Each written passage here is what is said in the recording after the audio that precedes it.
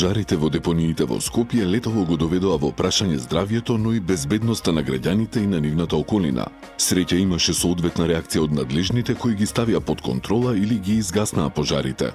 Помош деновиве добија и од дождовите. Но сепак работата не треба да се смета за завршена. Треба да се внимава, особено сега во изборниот период, кога се можни провокации од потпалувачите.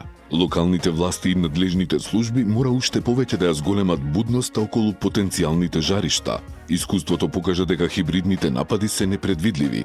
Затоа само преку координирани превентивни мерки, но и ригорозни казни за пироманите може да се спречат нови провокации и потенцијални опасности.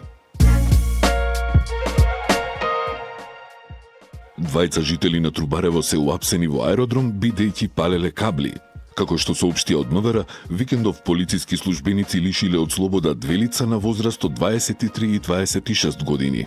Нив ги пријавил вработен во општината аеродром кој видел дека тие во парк на булеварот Февруарски поход палеле кабли. Полицијата ги затекнала на лице место, пошто ги привела.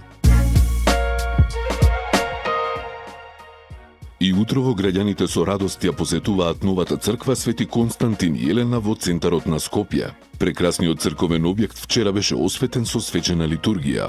Архиепископот Стефан истакна дека со изградбата на овој семакедонски православен храм, народот уште еднаш ја потврдил својата црквоградителска традиција. Тој кажа и дека храмовите не се градат за слава на луѓето, туку за духовно издигнување. Изградбата започна во 2012 година. Од плоштадот Јадран во Скопје синоќа тргнаа 20-тината олтајмери, од кои поголем дел се дојдени од Западна Европа и САД, а во следните 7 дена ќе поминат 1060 километри низ Македонија и Грција. Олтајмерите се дел од Баухаус Класик релито, што за прв пат се одржува на овие простори. Релито е впишано во календарот на Светската асоциација на историски возила, која обединува повеќе од 2,5 милиони љубители на олтајмери од повеќе од 70 држави. На 48-то издание на фестивалот Денови на македонска музика, што започнува денеска, предвидени се 10 концерти, на кои ќе бидат представени дела од повеќе од 30 македонски автори. Организатор е Сојузот на композиторите на Македонија, а фестивалот ќе трае до 16 октомври. Влезот за сите концерти е слободен. На патот Горно Лисиче – Долно Лисиче во Скопје, вчера автомобил управуван од 30-годишен скопјанец удрил во 80-годишен пешак, со што му нанел тешки телесни повреди. Повредениот бил префрлен во клиничкиот центар Мајка Тереза, каде што починал. Возачот е лишен од слобода и по целосно документирање на случајот ќе следува соодветна пријава, соопштија од МВР.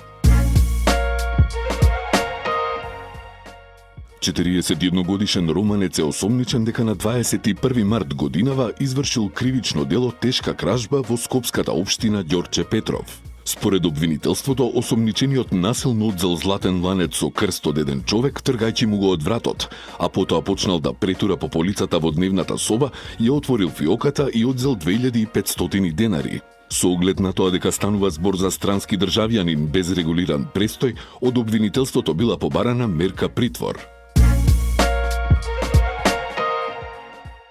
Здравствена работничка од скопското село Булачани пријавила физички напад пред угостителски објект во централното подрачје на Скопје.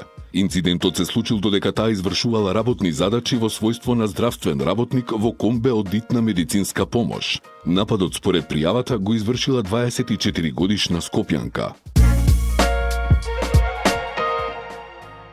37-годишен скопјанец заработил кривична пријава поради закани и изнуда кон сопругата. Според информациите, тој подолг период и се заканувал на својата 43-годишна сопруга и од неа барал пари, пошто полицијата реагирала и го привела. МВР поднело пријава против него поради постоење основи на сомнение за сторени кривични дела, загрозување на сигурноста и изнуда.